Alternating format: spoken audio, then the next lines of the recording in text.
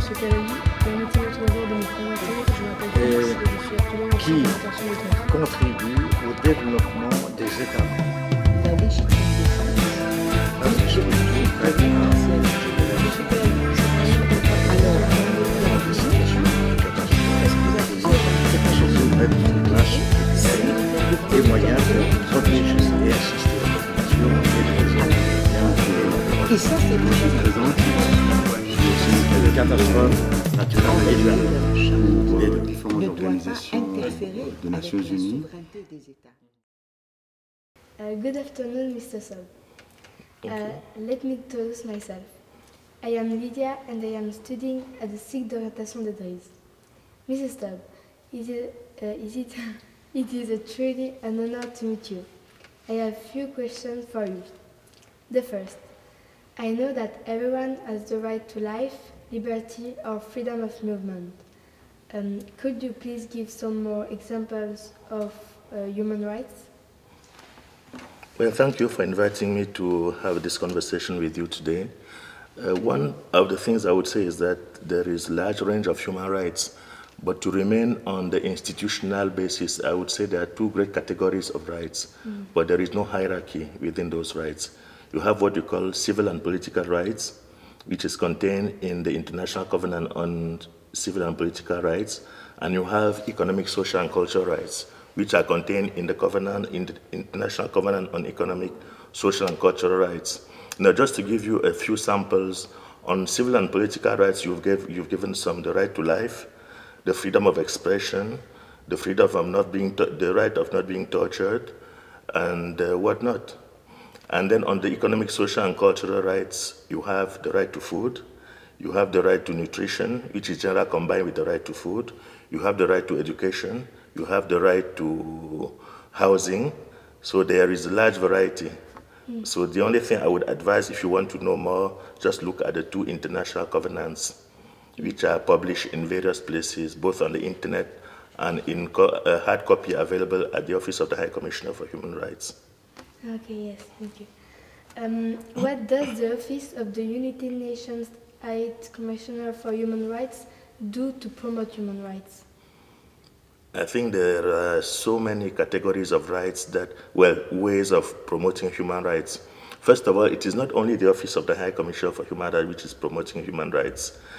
In fact, I would say the Office of the High Commissioner is the secretariat, the repository of human rights in general. That is, the international human rights instruments, treaties, like I would take one, the Convention of the Right of the Child, are monitored by the Office of the High Commissioner for Human Rights.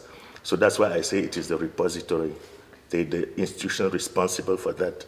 And in that capacity, the Office of the High Commissioner undertakes a series of actions.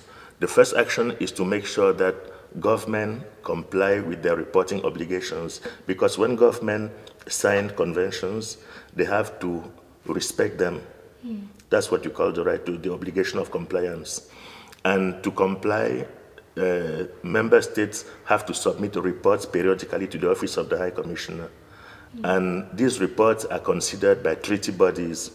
These treaty bodies are a group of experts who are in charge of overseeing the way in which governments are respecting the human rights that they freely committed to respect.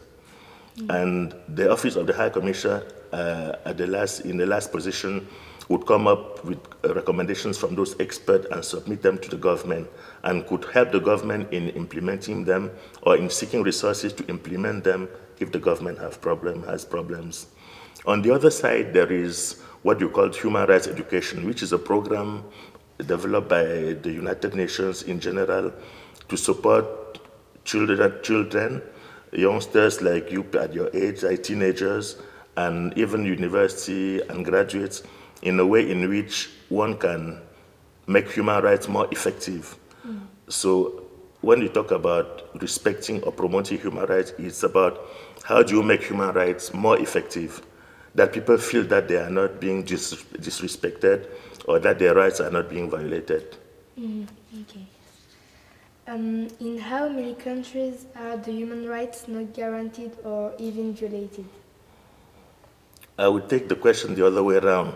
I would say there is no country in which human rights are respected. where all human rights are respected. There are many human rights. In some countries, they don't respect the right to freedom of expression. In other countries, they don't respect the right to education. In some countries, there is discrimination. In others, there is torture. In others, there is war. War is a denial of peace, and peace is a human right. So there are many varieties of issues where no country on the planet would say, fully complying with all these rights. Now, what does the Office of the High Commissioner does? Through the Council of Human Rights, I'm sure you know what the Council is the main political institution which follows up and gives directive to the Office of the High Commissioner and other human rights mechanisms how to implement human rights where there are problems. So through this Council of Human Rights, there is what you call the Universal Periodic Reports. Since the establishment of the mechanism, which is called the Universal Periodic Reports, all member states have to report to the Council of Human Rights on how they implement human rights in their own countries. Before the adoption or the establishment of this mechanism, only, I would say, small countries, poor countries, weak countries were being scrutinized at the United Nations. But since the UPR, as you call it, all countries are subjected to that process, and in that way, you could see whether all countries comply or, in fact, which countries do not comply to which rights, and then see how that countries could be encouraged or constrained to respect those human rights. Yes. Okay. The fact that a country has problems in respecting human rights, is it just because of wars or economic problems that the country has to face, or are there deeper problems such as culture or education? I think all those areas that you just mentioned could be a source of human rights non-respect. I wouldn't say violation, non-respect. As in fact, you may know, there are two categories of way in which human rights should be respected. One category is those human rights in which the member state has the obligation to do something, which is the obligation to do.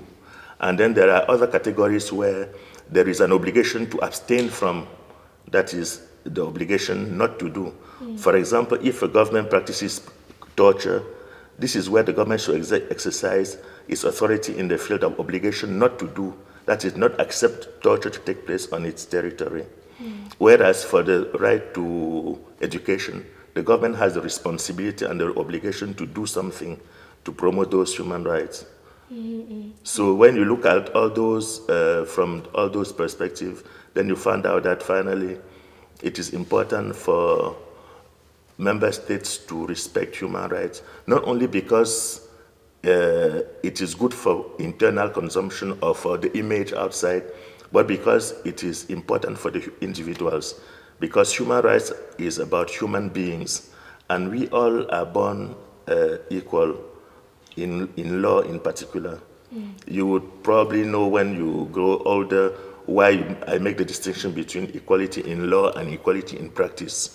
Because there is an equality in law. Women, for example, and men are equal in law, but they do not have the same, I would say, access. So the fact that some of them, women are denied access to certain places only because they are women, not because they are not competent, then there is a problem. Okay, yes. So, Mr. Seb, thank you for this interview. It has told me a great deal about the role International Geneva has in relation with human rights. Thank you. It was a great pleasure meeting you and talking with you. I hope this is helpful and that in the future you'll consider, working for some international structure, whether the UN or an international NGO or some type of institution of that nature. Yes. Thank you.